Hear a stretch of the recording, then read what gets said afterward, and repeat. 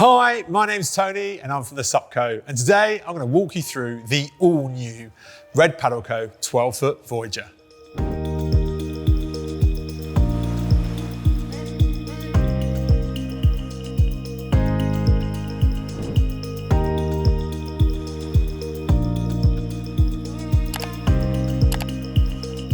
So here it is, a all-new board from Red Paddle Co, the 12-foot Voyager. And well, Red Paddle Co have a problem.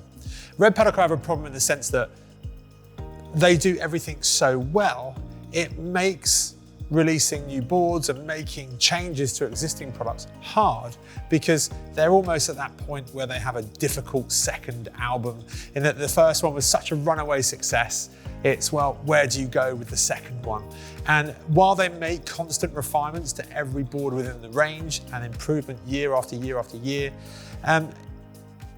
it's hard, I imagine, for them to actually find new models to add, and not just doing it for the sake of doing it.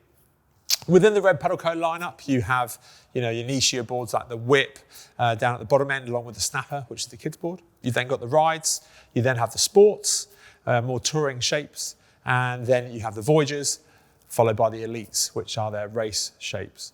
The Voyagers, though, for me personally, are arguably some of the most interesting boards in the Red Paddle Co lineup. And prior to 2022, really, they've just featured two models, and that's been the 12'6" Voyager and the 13'2" Voyager. Now, we've done a comparison video on our YouTube channel in the past, which really, we've discussed the merits of both boards. But I've often struggled with those two boards in that they actually share the same name, similar colorways and graphics, but they are so wildly different. And that's mainly because the 12'6" Voyager is such a big board, can feel a little bit cumbersome at points, but all the same is still quite rewarding to paddle over distance, and it works well for paddlers that want a really stable platform, with that board, the 12'6", being at 32 inches wide. But the 13'2" Voyager at 30 inches wide, well, it just offers so much more. More glide, at cost of slightly less stability, but better tracking, more real estate in terms of carrying kit on board. And it's often felt lacking in the terms of the Voyager lineup that something smaller than 12'6", whether that be an overall length or slightly narrower, well, would work. And fair play to Red, they've gone back and they've done it. And they've done it with some real clever touches. And they've produced the 12-foot Voyager that's at 28 inches wide and 4.75 inches thick. The reason why I say importantly is that the other two Voyagers in the lineup, at 12'6" and 13'2", are 6 inches thick. And that plays a big factor in terms of the overall stability of the board, in that they can feel a little bit corky. And that they also increase the paddler distance away from the water's surface. So you end up raising the center of gravity of the paddler. With a board at 4.75 inches thick, and that's running at 20 PSI, as Red Paddle Co do across all of their products, well, you still have a very rigid board underneath you, but you have one that provides a much more connected feel. You feel what's happening in terms of the water around you, and just, well, yeah, connected. I don't think there's another word for it really.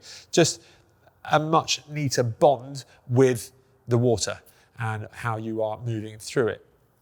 But look, let's take you through this board down from its nose to its tail and discuss its overall shape. And the nose is relatively fine, but still quite broad in the forward sections very early on. And the reason for that is the V-hull, and that's best shown as we roll the board over for you. It's first introduced in 2021 with the other two Voyagers in the lineup, and to huge success. It really has transformed the Voyagers and how they work in a wide range of sea states. Past the water, aids tracking, provides really enhanced levels of glide, but also I believe it makes the nose section of the board slightly more rigid as well, which again, as you start to put down more power in your paddling, well, it just translates to more glide as you move forwards. The other upshot of the V-hull is that because it's forcing the bottom of the board out, it actually creates a slight recess in the luggage area. And it just means your gear is a little bit more secure as a result.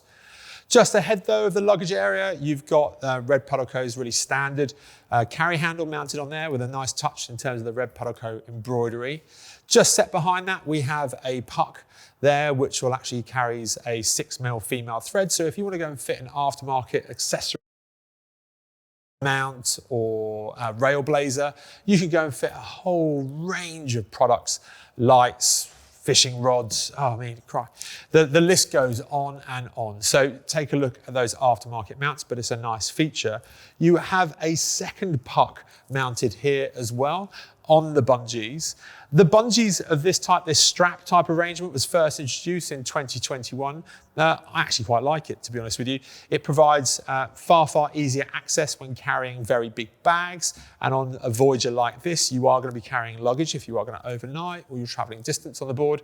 On the front, it's very easy to get to those bags and have easy access. But if anything, the one complaint, one kind of nitpicky thing that we would have with the bungees is smaller items tend to get a bit lost and it's hard to get tension under the larger straps. But Red Paddle Co in 2022 across the Red Paddle Co range, well, they've got to introduce this simple D-ring here, and that just allows you to fit smaller items, whether that be a water bottle or some footwear, underneath this area, and it fits far more securely. So, you know, credit to Red. Again, they're just trying to make, you know, slight improvements year on year to what are really solid products. A nice feature that we find in the rest of the Voyager range are these two handles here set towards the rail. If you are paddling off a pontoon or you're having to lift the board onto a boat or something along those lines, it's quite easy with these side handles here because they allow you to actually break the water's tension. If you are unfortunate enough to come off the board as well and you're having to recover yourself, again, just having those additional handles on the deck make it far easier. What's quite cute from Red Paddle Co is they've set those just ahead of the main standing area, so you can still get full width if you are paddling this board. And it is the width that's really worth noting on this, because it's 28 inches wide. Well, it glides and it just tracks far better than anything else in the Voyager range. And the reason for that simply is the paddle, as a result of its reduced width, is much nearer the center of effort on the board. So as you are paddling, everything's going forwards and you're really inducing very little sideways movement and therefore turning effort in your paddle stroke. Standard from Red Paddle Co, we have a really nice carry handle in the center. It's very padded out, so it's quite comfortable to carry the board some distance to and from the water's edge. And if you have got a Voyager, if your point of entry into a river or a lake is a little bit of a way on, then it's quite comfortable to carry the board that far. The deck pad though, Red's EVA deck pad, this red repeater graphic that they've had for a couple of years now, runs over the entire surface. And I have to say, I really like it. It's very comfortable underfoot. It clears water very quickly. And it's just, yeah, when you paddle in this board for a long period of time, it's really enjoyable. As we work our way back down the deck pad though, you'll find that it transitions to this diamond cut deck pad. And that's quite nice because it just helps you orientate where you are on the board. Much like the 12'6" Voyager, well, we have these additional D-rings here on the tail of the board. So if you do want to go and fit some bungee yourself, if you're carrying additional luggage, you've got that option there. A third carry handle, well, in the case of the Voyager, the fifth carry handle there on the tail of the board also just helps you recover the board to and from the water's edge very easily, particularly if you're carrying lots of luggage on the forward section.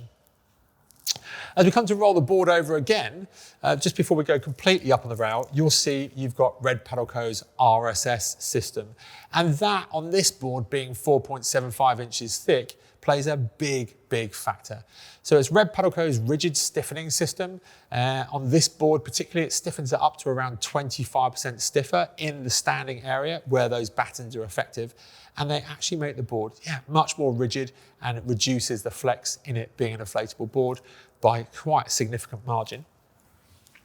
We've touched on the V hull already there on the forward section. That also integrates Red Paddle Co's nose runner, and it just helps provide a slightly more locked in feel to stop any crosswind drift.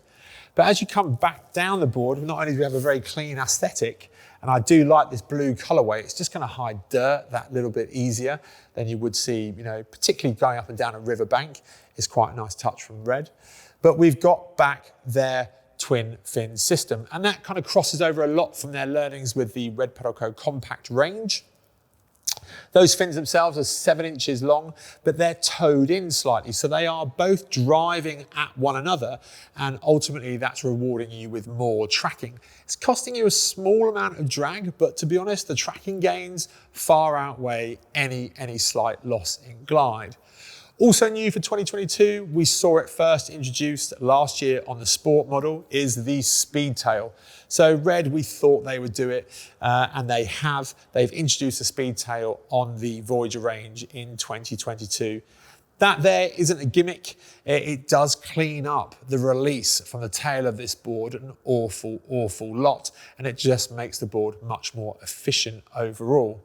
It's also worthy of note, actually, the tail on this board is exceptionally wide, and you can probably see it now in that its overall outline is very parallel. And having a board with a tail that is this wide actually adds a lot to the stability. So while the board is perhaps slightly narrower than most paddlers would be considering at 28 inches wide, well, it's still extremely stable.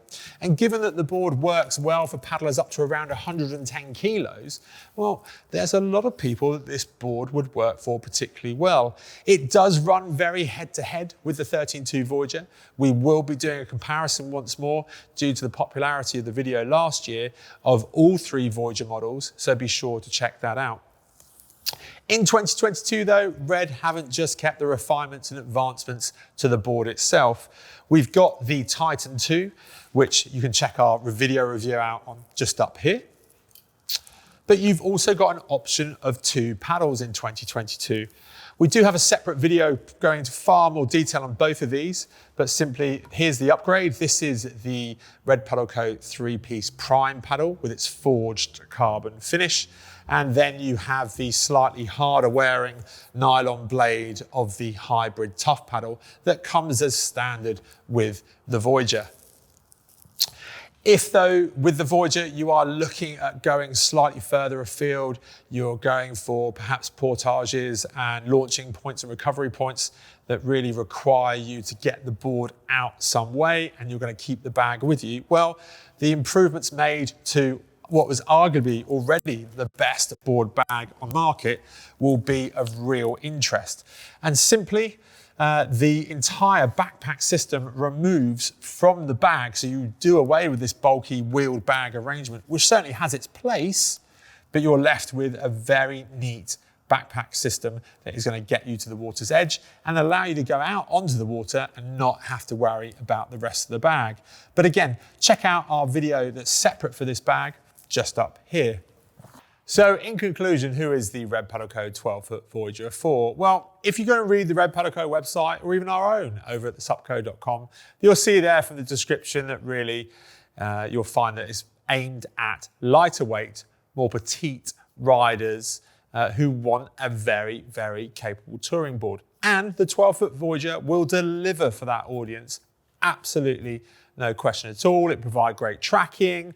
It will provide lots of efficiency in terms of overall glide, steed keeping, great handling, and also prove to be very stable because of its wide tail. But it also works for a larger paddler, a paddler around up to 110 kilos, on here isn't going to phase the board in the slightest. And that would really be a paddler that's wanting something slightly more maneuverable. But overall, as an addition to the Red Paddle Co Voyager range, the 12-foot Voyager is an extremely welcome one, and by petite paddlers especially. Thanks for watching our video. If you've got any questions about what you've seen, why not give us a call in the shop or head over to thesupco.com. To stay up to date with all of our videos though, make sure you click subscribe up here and turn on the notification bell. But if you want to see our next video, well, take a look up here.